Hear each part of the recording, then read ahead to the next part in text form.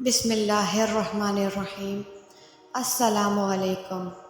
Channel world of حیا میں سبھی کو خوش آمدید۔ امید ہے آپ سب لوگ ٹھیک ٹھاک ہوں گے۔ چلیے بڑھتے ہیں ویڈیو کی طرف۔ انسان کی پیدائش سے پہلے کیا تھا؟ یہ بات تو کم و بیش سبھی جانتے ہیں کہ سب سے پہلے انسان سیدنا آدم علیہ السلام ہے۔ اب سوال پیدا ہوتا ہے کہ انسان سے پہلے کیا تھا، اور اللہ تعالیٰ نے اپنی بے شمار مخلوق میں سے سب سے پہلے کس چیز کو پیدا فرمایا؟ آئیے اس سوال کا جواب قرآن و حدیث سے حاصل کرتے ہیں، کیونکہ مسلمان کے رہنمائی کے لیے روشنی کی یہی دو مینار ہیں۔ جناب رسول اللہ صلی اللہ علیہ وآلہ وسلم نے ارشاد فرمایا، ترجمہ: میں تمہارے درمیان دو چیزیں چھوڑ رہا ہوں، جب تک کہ تم ان کو پکڑے رہو گے، یعنی ان پر عمل کرتے رہو گے، تو تم ہرگز نہ گمراہ ہوگے۔ ایک اللہ تعالیٰ کی کتاب قرآن مجید، دوسرے رسول اللہ صلی اللہ علیہ وآلہ وسلم کی سنت۔ لہٰذا آئیے ہم سب سے پہلے قرآن کریم سے رہنمائی حاصل کریں۔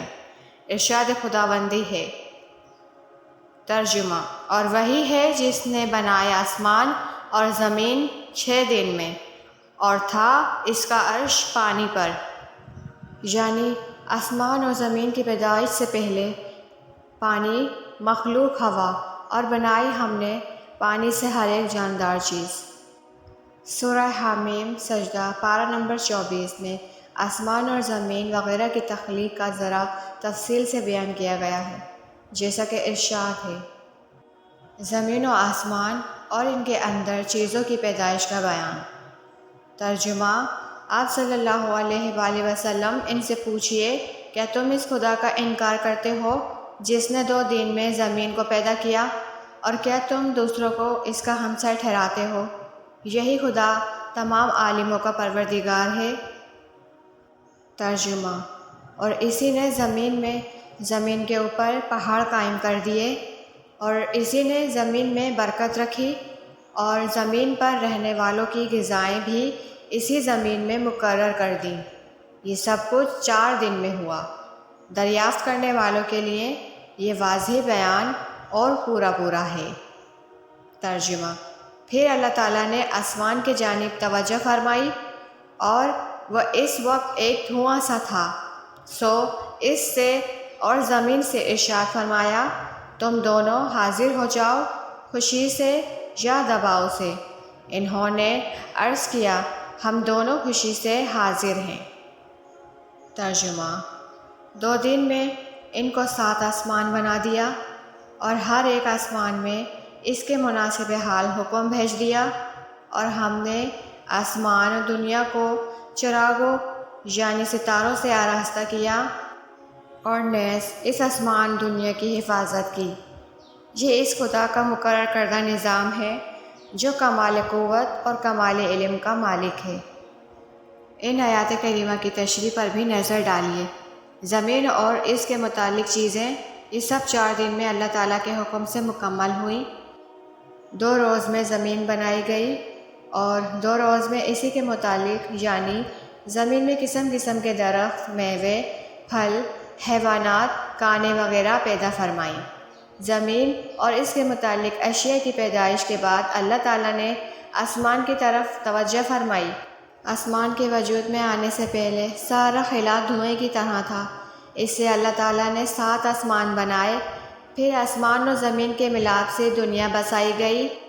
آسمان سے سورج کی شعاعیں آئیں، گرمی پڑی، ہوائیں اٹھیں، ان سے گرد اور بھاپ اوپر چڑھی، پھر پانی بن کر مے برسا، جس کی بدولت زمین سے طرح طرح کی چیزیں پیدا ہوئیں۔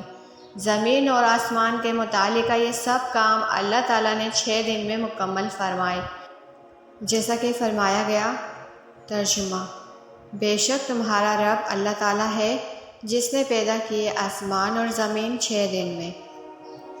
زمین کی جنبش کو روکنے کے لیے پہاڑوں کی پیدائش۔ قرآن کریم کی بیان کردہ ان آیاتوں میں سے آیت وَجَعَلَ فِيهَا رَوَاسِيَ سے یہ بھی معلوم ہوتا ہے کہ دنیا میں اللہ تعالیٰ نے پہاڑ قائم فرمائے، جس کی وجہ حدیث میں بیان فرمائی گئی۔ حضرت انس رضی اللہ تعالیٰ عنہ سے روایت ہے، اللہ تعالیٰ نے جب زمین کو پیدا فرمایا تو ہلنے اور حرکت کرنے لگی۔